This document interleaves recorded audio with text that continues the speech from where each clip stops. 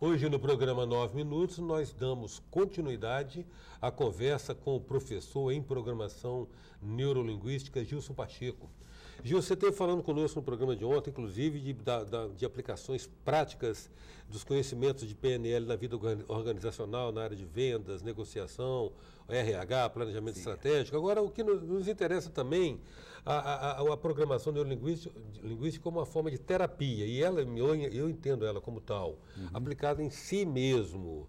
Como é que a gente pode fazer para usar ferramentas e recursos da PNL para nos permitir conhecer nossos modelos, nossos padrões, aquilo que a gente repete, sem perceber que repete, né? Aqueles padrões de condicionamentos que a gente tem e que passa a vida meio no piloto automático. Como é que a gente consegue lidar com isso?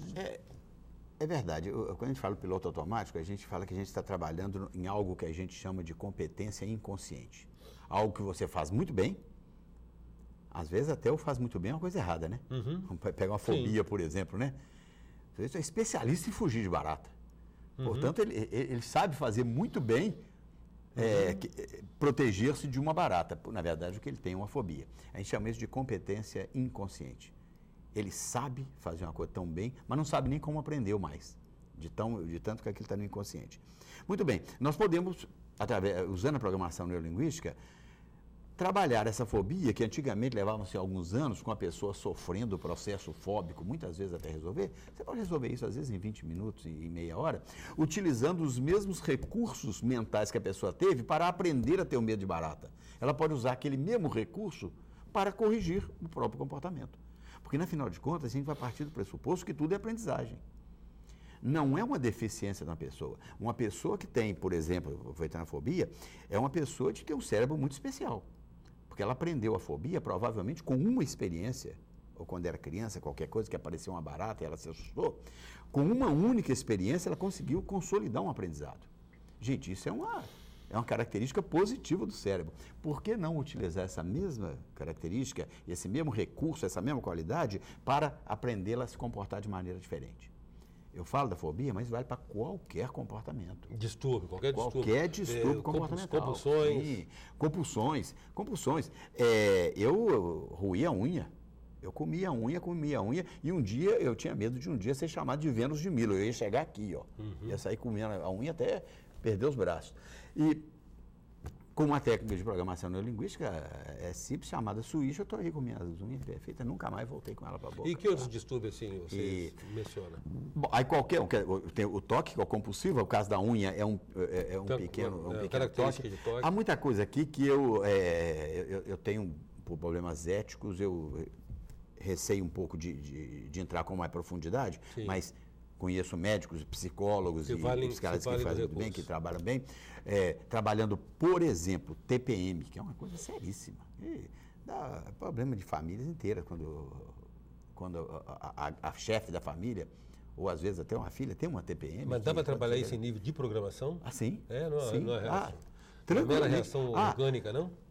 É uma reação orgânica, hormonal, onde a mudança de ciclo da mulher é uma espécie de sinal para o organismo, que a gente chama de âncora em programação neurolinguística, para ele se comportar diferente. Você tem que quebrar essa âncora para fazer aquilo ficar equilibrado. Como eu disse, eu não sou médico e assim, em público não é...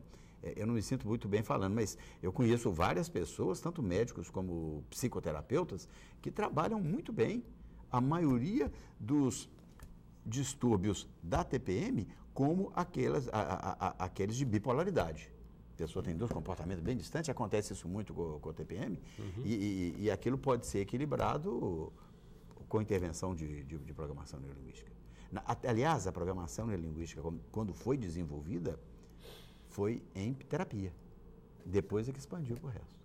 Agora cita-se, exalta-se muito a PNL como uma abordagem de muita resolutividade para gerenciamento de emoções. Sim. Como que é isso? Como é que se rola? O negócio é o seguinte, a primeira coisa é o seguinte, emoção é uma coisa natural do ser humano.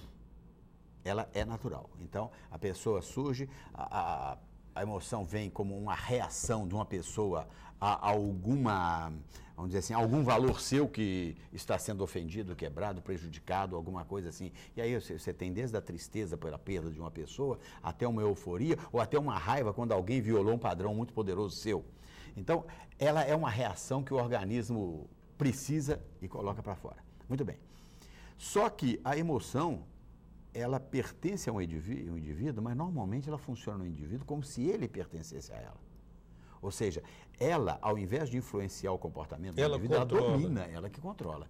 Então, toda emoção é positiva. Toda vem em busca de um benefício para a pessoa. Toda emoção vem para isso. O que prejudica a pessoa é quando essa emoção foge do controle e os comportamentos que ela gera são comportamentos que, embora tenham intenção positiva, apresentam resultados danosos. Então, uma pessoa que está com raiva, ela pode agredir o outro pela raiva. E essa agressão é um mecanismo de defesa. Eu quero equilibrar. Ele me agrediu de alguma forma, ofendendo um valor meu, eu vou agredi-lo fisicamente, por exemplo. Então, aí está a intenção da agressão, a intenção positiva. Mas eu posso ter, por exemplo, serenidade, e, portanto, dominar a raiva que eu senti, entender a raiva e compreender a intenção que a pessoa teve também quando fazer aquilo, que é uma intenção boa para ela. Compreendendo isso, eu falo assim, olha, eu posso entender isso que você fez comigo, mas você está enganado, por exemplo. Vamos conversar sobre o assunto? Perfeito? Então, esse tipo de coisa, no final, pode produzir resultados mais adequados, em vez de uma agressão física, uma tapa. A gente está vendo isso no trânsito toda hora, né? Sim. A gente vê isso toda hora. Cotidianamente. Em 9 minutos, hoje, nós estamos conversando com o professor de Programação Neurolinguística, Gilson Pacheco. Voltamos já.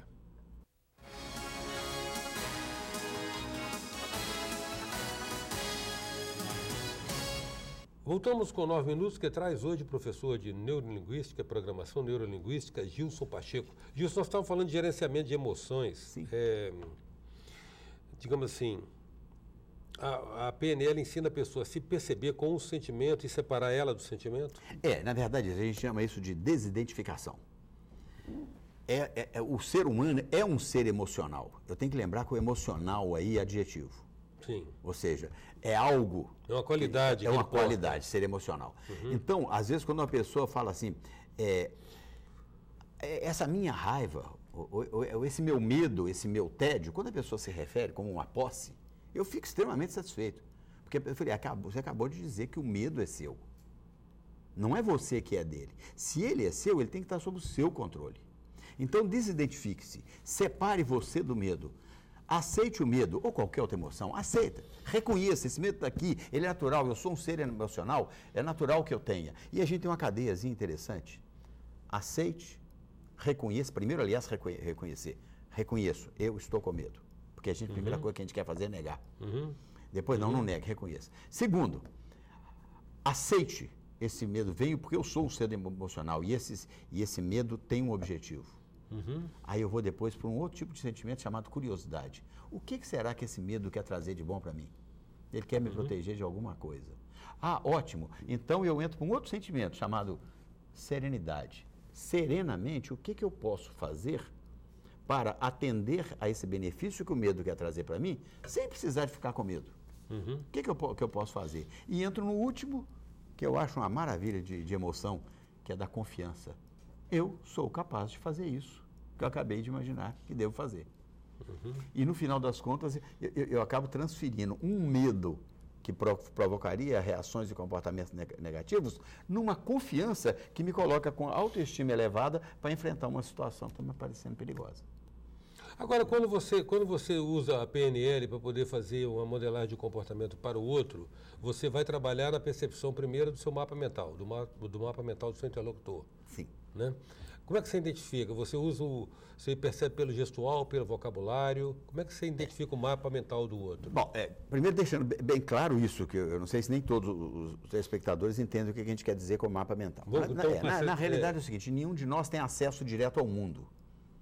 Quando nós entramos em contato com o mundo, a percepção nossa é afetada por nossa cultura, por nossa vivência psicológica, pelo que aprendemos com pais, avós, etc. Nós estamos cheios de filtros, de referências que vão interferir na nossa percepção. Por isso que as percepções são diferentes.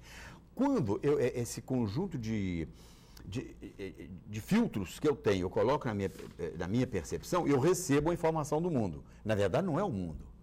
Então, eu não me comporto em relação ao mundo. Eu me comporto em relação à percepção que eu tenho do mundo. Essa percepção, ela é uma representação do mundo. Então, eu chamo de mapa, porque o mapa representa, né? Não é o território. Ele não é o território, ele representa um território. Então, muito bem, é esse mapa da outra pessoa que eu quero conhecer. Porque o mundo que ela vive é o mesmo que eu vivo. Entre aspas, porque na verdade ela vive na percepção que ela tem do mundo e eu vivo na minha percepção. Aí é que dá o choque. E aí eu quero conhecer o mapa. Existem gestos, existem movimentos oculares que a gente estuda, tem certas maneiras. Quando está recordando, quando está criando, quando está lembrando. Se a pessoa acessa certos pontos do cérebro, o olho nosso acompanha. Isso é neurológico. Nossos olhos são ligados ao cérebro mesmo. Então, se eu acesso meus centros criativos, meu córtex visual criativo, por exemplo, o meu olho vai para a direita e para cima, tá ok? Se eu acesso meu lóbulo auditivo, lóbulo criativo, por exemplo, eu já vou imaginar um som do lóbulo temporal, etc. Muito bem. Então, há essas observações que a gente treina, que já faz essa leitura, que é uma leitura corporal. Mas ainda, para mim, o mais importante é observar como a pessoa organiza as frases que ela está dizendo. Porque ela faz isso inconscientemente. Isso está na competência inconsciente dela. A organização das palavras, da frase, que tipo de palavra que ela usa mais, como é que ela organiza. E baseado nessa forma de como ela organiza as palavras, eu tenho informações imensas. Tipo assim, ela fala, veja bem, ouça, esse eu desculpo que ela está trabalhando com a imagem. Mas às vezes eu falo o seguinte, uma pessoa diz para você assim, não suba nessa cadeira porque senão você cai. Essa pessoa está me dizendo que ela está motivando alguém pelo medo, pelo perigo. Isso faz parte de um padrão dela.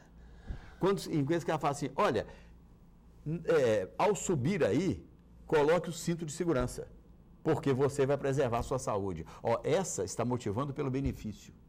Não sei se ficou bem claro. Tá claro. Vendedor faz muito disso. Ele descobre, quando você começa a conversar com ele, vendedor de carro, o seu último carro, como é que era? O meu último carro era muito bom, eu gostava muito dele, mas ele rendia pouco, rapaz. Eu não quero um carro que renda pouco, eu quero um carro que renda bastante.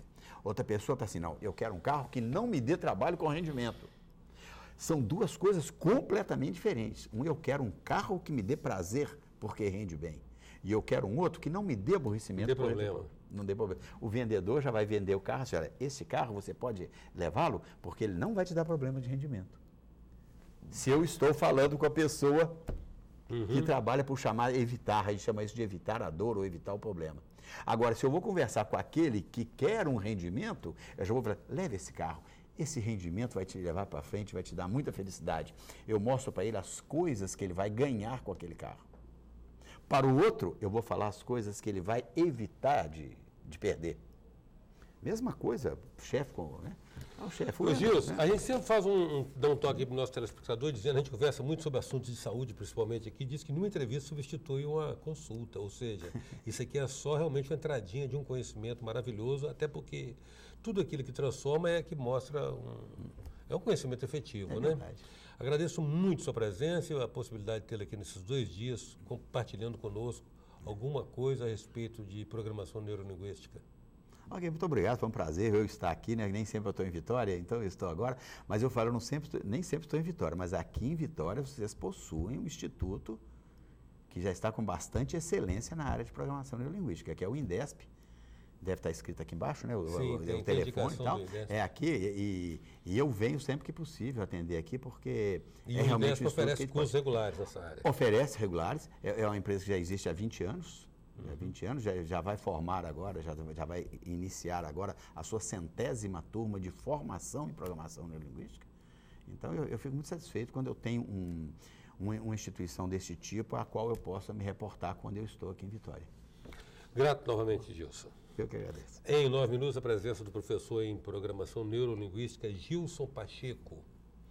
Até já. Sou passageiro do tempo, tentando entender,